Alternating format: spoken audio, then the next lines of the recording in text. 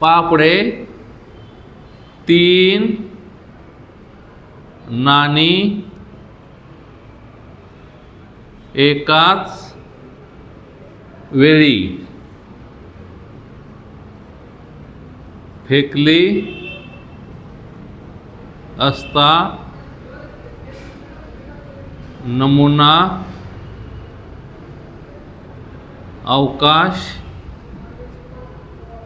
लिहा व नमुना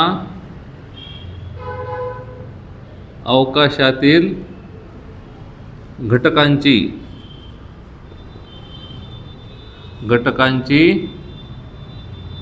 संख्या लिहा।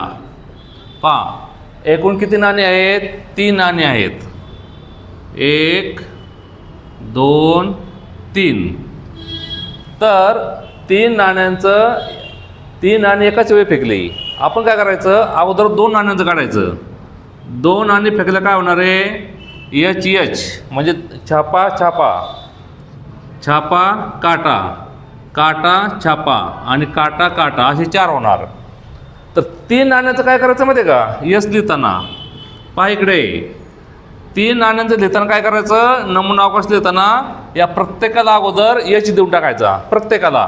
म्हणजे बघा एच एच एच झालं। याला पण एच एच टी, याला पण एच द्यायचा एच टी एच, याला पण एच द्यायचा एच टी टी। आता प्रत्येकाला टी द्यायचा T H H, T H T, T T H आणि टी टी टी। अशा प्रकारे पहा बरे 1 2 3 4 5 6 7 8 होतात।